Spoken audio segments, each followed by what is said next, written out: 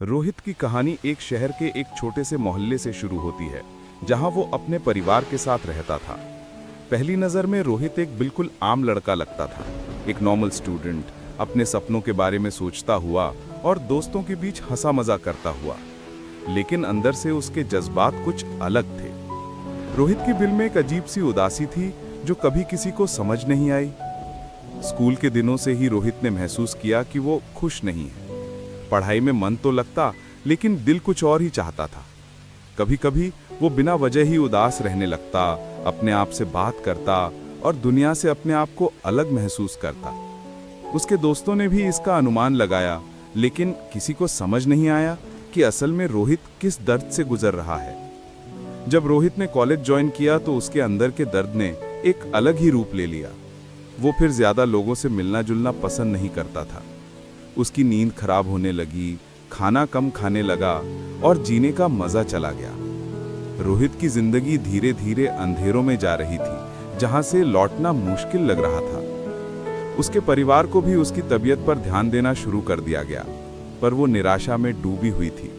रोहित अपने दर्द को खुद समझने की कोशिश में लगा था।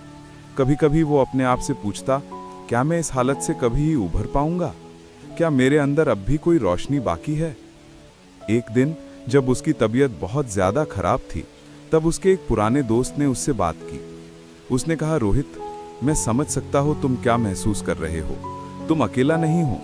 कभी कभी जिंदगी बहुत मुश्किल लगती है, लेकिन हमेशा उम्मीद की रोशनी होती है। क्या तुम किसी से बात करना चाहोगे? मैं तुम्हारी मदद करूंगा। इसी बात ने रोहित के दिल में एक नई रोशनी जगाई। उसने अपने पेरेंट्स से बात की और उन्होंने उसके लिए डॉक्टर से मिलने का इंतजाम किया। पहली बार उसने अपनी फीलिंग्स को सामने रखा, बिना डरे, बिना शर्म के। उसने डिप्रेशन के बारे में जानकारी ली और समझा कि वो बीमारी है, कोई कमजोरी नहीं। थेरेपी शुरू हुई। रोहित ने अपने दर्द को लिखना शुरू किया, अपने इमोशंस को समझने लगा और धीरे धीरे अपने आप से प्यार करना शुरू किया। उसने योगा और मेडिटेशन भी शुरू किया, जिससे उसको शांति मिलने लगी। हर दिन छोटी छोटी चीजें उसके जीवन में नई उम्मीदें बन गईं। उसने अपने लिए गोल्स सेट किए, छोटे लेकिन मीनिंगफुल। रोहित ने अपने रोजमर्रा की जिंदगी में कुछ नए रूटीन्स शुरू किए। सुबह जल्दी उठना, वॉक पर जाना, अपने पसंदीदा हॉबीज को परस्यू करना। उसने पेंटिंग सीखी, लिखने लग गया और अपनी क्रिएटिविटी को एक नई जिंदगी दी। धीरे धीरे उसके दोस्तों के साथ रिश्तों में भी सुधार आया। कुछ महीनों बाद रोहित महसूस करने लगा कि वो पुराने दर्द से थोड़ा दूर हो गया है। उसकी जिंदगी में रंग आने लगे थे और उसका चेहरा झिलमिलाने लगा था। वो अब अपनी जिंदगी के बारे में नए नजरिए से सोचने लगा। उसने सीखा कि जिंदगी के रास्ते सिर्फ सीधे नहीं होते, कभी कभी मुश्किल रास्ते भी पार करने पड़ते हैं, तभी सफलता मिलती है। रोहित ने अपने अनुभवों को लोगों के साथ शेयर करना शुरू किया, ताकि वो उन्हें डिप्रेशन और मेंटल हेल्थ के मामले में जागरूक कर सके।